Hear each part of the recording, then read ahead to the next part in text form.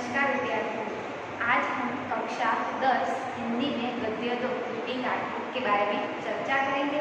बूटी काठी जिसके लेखक हैं प्रेमचंद और वह एक कहानी है। प्रेमचंद के बारे में जानकारी लेते हैं तो प्रेमचंद का जन्म सन 1880 में हुआ था और निधन सन 1936 में हुआ था।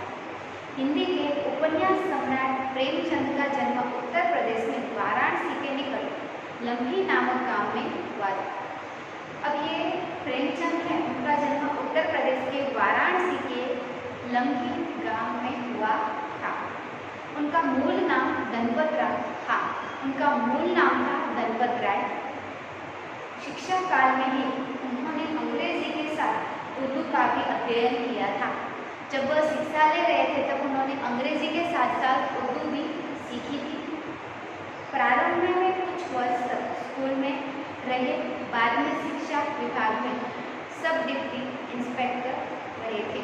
अब क्या कहते हैं कि पहले वह स्कूल में थे और बाद में कुछ अभ्यास के लिए वह आगे बढ़ने गए थे। अपनी आवाज़ जनता तक पहुंचाने के लिए उन्होंने उपन्यास, कहानियाँ और नाटक लिखे थे। उन्होंने अपनी आवाज़ जनता तक पहुंचाने के लिए बहुत सारी कहानियाँ, नाटक और उपन्यास भी लिखे हैं, जिसमें से एक है यह बूटी काठी। बूटी काठी में प्रेमचंद ने ऐसे दयनीय वृद्धों की अवस्था की ओर हमारा ध्यान खींचा है, जिन्हें उपेक्षा मिलते हैं, जो जीवन के हर क्षण का आनंदपूर्वक उपभोग करना चाहते हैं। यह मूल कहानी का संक्षिप्त रूप है। इस कहानी में हमें बूढ़ों की जो दयनीय स्थिति है उनके बारे में कहा गया है। तो हम कहानी पढ़ते हैं। बुढ़ापा बचपन का पुनरागमन हुआ करता है। हम मानते हैं कि बुढ़ापा जो है वह बचपन का ही पुनरागमन होता है। जैसे हम बचपन में होते हैं थोड़े से जिद्दी, वैसे ही हम बुढ़ापे में भी हो जाते हैं। इसीलिए बुढ़ापे को बचपन का पुनरागमन कहते हैं। बूटी काठी में जीव के स्वाद के सिवा न और कोई चेष्टा शेष थी और न अपने कष्टों की ओर आकर्षित करने का रोने के अतिरिक्त कोई दूसरा सहारा। बूटी काठी जो है उनको जीव के स्वाद के अलावा और कोई चेष्टा शेष न थी। चेष्टा मतलब इच्छा। स्वादिष्ट खाने के अलावा और कोई भी इच्छा उनकी शेष बची न थी। और उनको जो कष्ट थे वह कष्ट के सामने दूसरों को आकर्षित करने का एक ही उनका एक उपाय था, वह था रोना। वो जब रोती थी तो गला फाड़ फाड़ कर रोती थी। समस्त इंद्रियां, हाथ और पैर जवाब दे चुके थे। उनकी जो इंद्रियां हैं समस्त, वो हाथ और पैर जवाब दे चुके थे, मतलब काम करना बंद कर दिया था। जमीन पर पड़ी रहती और घर वाले कोई बात उनकी इच्छा के प्रतिकूल करते, भोजन का समय टल जाता या उनकी मात्रा कम होती अथवा बाजार से कोई वस्तु आती और न मिलती तो वे रोने लगती थी। घर में वह जमीन पर एक ही जगह पड़ी रहती थी और जब कभी भी बाजार से कोई वस्तु आए और उन्हें ना मिले, या तो फिर उनके भोजन की मात्रा कम हो या समय से उन्हें भोजन न मिले तो वह जोर जोर से रोने लगती थी। उनका रोना सिसकना साधारण रोना न था, वे गला फाड़ फाड़ कर रोती थी। वह जब रोती थी तो वो उनका रोना और सिसकना आम लोगों की तरह साधारण न था, वह जोर से गला फाड़ कर रोती थी। उनके पति को स्वर्ग सिधारे बहुत वक्त हो चुका था। उनके जो पति थे वह बहुत समय पहले स्वर्ग सिधार चुके थे। उनका बड़ा बेटा जो था, एक ही बेटा था उनका, वह बेटा भी तरुण अवस्था में ही स्वर्ग सिधार चुका था। अब वह अकेली ही थी। अब एक भतीजे के सिवा और कोई न था। अब उनके साथ उनका एक भतीजा ही था, उसके अलावा और कोई उनका न था। उसी भतीजे के नाम उन्होंने अपनी सारी संपत्ति लिख दी। अब वह जो उनका एक भतीजा था, उस भतीजे के नाम ही उन्होंने उनकी सारी संपत्ति लिख दी थी। बुद्धिराम ने सारी संपत्ति लिखाते समय खूब लंबे चौड़े वादे किए, किंतु वे सब वादे केवल दलालों के दिखाए हुए सब्जबाग थे। अब जब बूटी काठी उनके भतीजे का नाम था बुद्धिराम। वह बुद्धिराम के नाम सारी संपत्ति कर रहे थे। तब उनके भतीजे बुद्धिराम ने, जो दलाल थे, उनके कहे अनुसार बहुत सारे लंबे चौड़े वादे किए थे। सब्ज भाग करना मतलब के दिखावा करना, झूठे मूठे वादे करना। तब उनके भतीजे ने बहुत सारे लंबे झूठे मूठे वादे किए थे। यद्यपि उस संपत्ति की वार्षिक आय कम न थी, तथापि बुड्ढी काकी को पेट पर भोजन भी कठिनाई से मिलता था। अब उन्होंने जो संपत्ति सारी उनके भतीजे के नाम की थी, वह संपत्ति बहुत सारी थी और उनकी वार्षिक आय भी बहुत आती थी, पर उन सब के अनुसार भी बुड्ढी काकी को पेट पर ठीक से खाना भी नसीब नहीं होता था।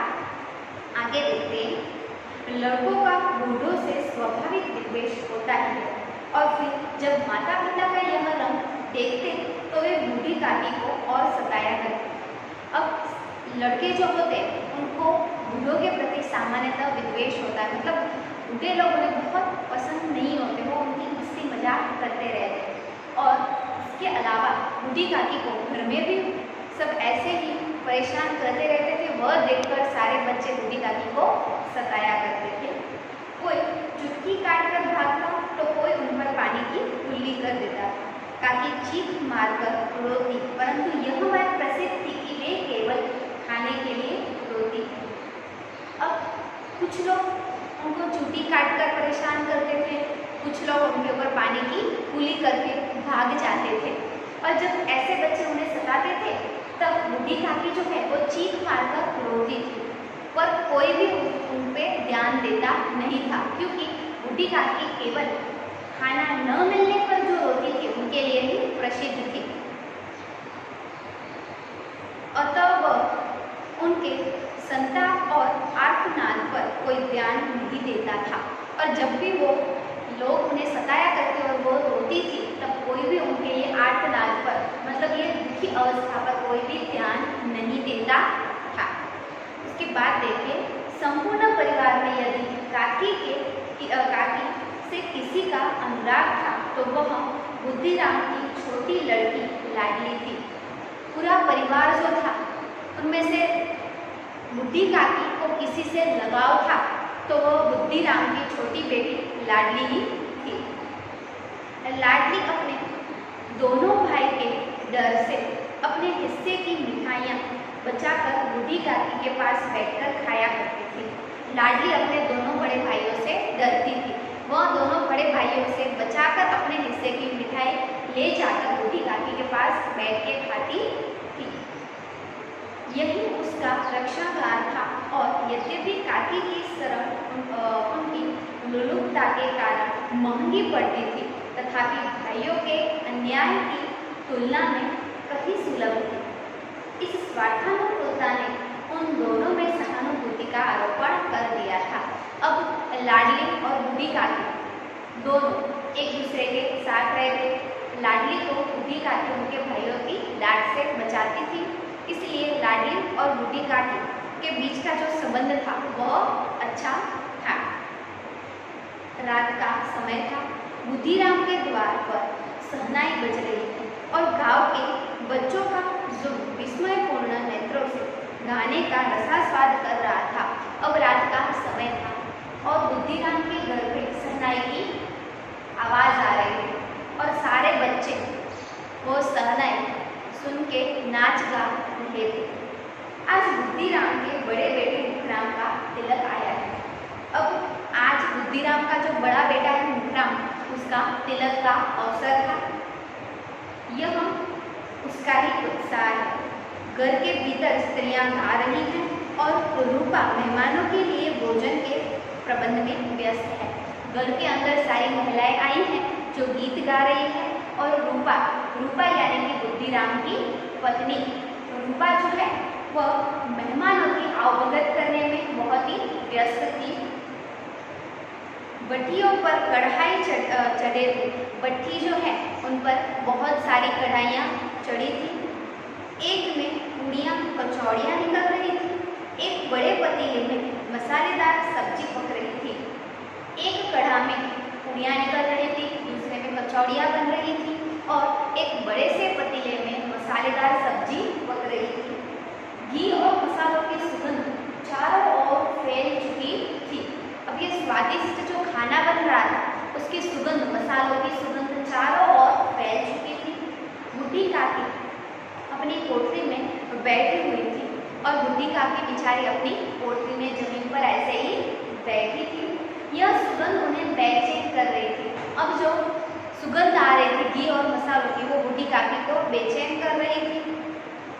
वे मन ही मन सोच रही थी, इतनी देर हो गई, कोई भी भोजन लेकर नहीं आया। वे सोच रही थी इतनी देर हो गई है, अभी तक कोई मुझे भोजन खिलाने के लिए आया नहीं है, कोई मेरे लिए खाना नहीं लाया है। मालूम होता है सब लोग भोजन कर चुके हैं। यह सोचकर उन्हें रोना आया, परंतु अपशकुन के डर से वह रो न सके। उन्हें ऐसा लगा कि सब लोग खाना खा के चले भी गए और उनको अभी तक खाना नहीं मिला। ये सोच के उन्हें रोना आ रहा था, पर अपशकुन के डर से वो नहीं रोई। बूढ़ी काकी की कल्पना में पूड़ियों की तस्वीर नाचने लगी। खूब लाल लाल, फुली फुली, नरम नरम होंगी।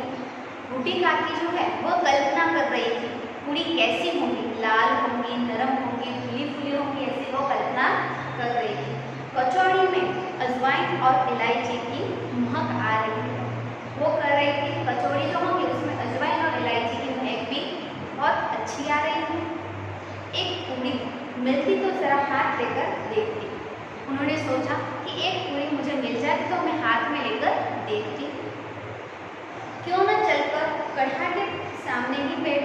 उन्होंने सोचा क्यों न चलूं आगे आगे में, और जो कढ़ा है जहाँ पे ये सारी रसोई बन रही है वो कढ़ाई के पास ही जाके मैं बैठ जाऊं। इस प्रकार निर्णय करके बूढ़ी काकी बैठकर हाथों के बल सरकती हुई बड़ी कठिनाई से चौखट से उतरकर और धीरे धीरे रेंगती हुई कढ़ा के पास पहुंची। अब यह निर्णय लेके बूढ़ी काकी धीरे धीरे रेंगती हुई चौखट से नीचे जो कढ़ाई थी वो कढ़ाई के पास जाके बैठी। यहाँ आने पर उन्हें उतरना उतना ही धैर्य हुआ जितना भूखे कुत्ते को खाने वाले के सम्मुख बैठने में मिलता है। वहाँ बैठकर बूढ़ी काकी को उतनी ही शांति मिली जितनी एक भूखे कुत्ते को उसके मालिक जो खाना खिलाते हैं उसके पास बैठ के मिलती है। बुद्धिराम की पत्नी रूपा उस समय कार्यभार से परेशान हो रही थी। अब एक तरफ बुद्धिराम जो है उनकी पत्नी थी रूपा, वो इतने सारे काम करके थक गई थी, परेशान हो गई थी। कभी इस कमरे में जाती, कभी उस कमरे में, कभी कढ़ा के पास आती, कभी भंडार में जाती, कभी यहाँ पे आती, कभी वहाँ जाती, कभी रसोई घर में जाती, कभी भंडारे में जाती। तो यह काम करके वह परेशान हो चुकी थी। बेचारी अकेली दौड़ते दौड़ते व्याकुल हो रही थी, झुंझलाती थी, परंतु क्रोध प्रकट करने का अवसर न पाती थी। बेचारी अकेली दौड़ दाम करके परेशान हो चुकी थी, पर क्रोध करने के लिए कोई न था। वह झुंझलाती थी पर उसका गुस्सा, उसका क्रोध वह किस पे निकाले, कोई न था। इस अवस्था में उसने बूढ़ी काकी को कढ़ा के पास बैठे देखा तो जल उठी। अब इतनी परेशान थी और अचानक बूढ़ी काकी को उसने कढ़ा के पास देखा और वह एकदम क्रोधित हो उठी। क्रोध न रुक सका और उसका क्रोध न रुक सका। ऐसे में पेट आगे लगाकर पेट है या भांडा है, कोठरे में बैठे हुए क्या दम घुट रहा था। अब उसने बूढ़ी काकी को ऐसे में डांट दिया और कहा कि आपका पेट है या भाड़ है, मतलब पेट है या फिर बड़ा सा भाड़ है। कोठरे में बैठे बैठे आपको कुछ घुटन हो रही थी क्या, यहाँ पे आप आ गई, ऐसे डांटती है। अभी मेहमानों ने नहीं खाया, भगवान को भोग भी नहीं लगा, तब तक धैर्य नहीं हो सकता। अब उसने कहा कि अभी तो मेहमानों भी नहीं खाया, भगवान को भी भोग नहीं दिया और आप धैर्य नहीं रख सकती, ऐसे रूपा ने बूढ़ी काकी को कहा और डांट दिया। बूढ़ी काकी ने सिर उठाया, न रोई न बोली। बूढ़ी काकी ने सिर थोड़ा ऊपर उठाया, न वो कुछ बोली और न रोई। चुपचाप रेंगती हुई अपनी कोठरी में चली गई। चुपचाप वह धीरे धीरे रेंगती हुई अपनी कोठरी के पास चली गई। भोजन तैयार हो गया। आंगन में पतले पड़ गए थे, मेहमान खाने लगे। अब भोजन तैयार हो गया था, आंगन में उन्होंने पत्ते लगाए थे। हम जैसे डिश में खाते हैं वैसे ही पहले जो पत्ते आते थे झाड़ के, उसके वृक्ष के, उसके पत्ते पर खाना खाते थे, तो वो पत्ते लगे हुए थे, मेहमान खाने बैठ गए थे। अब उसके आगे गद्य की कहानी की चर्चा हम आगे के वीडियो में करेंगे। अस्तु।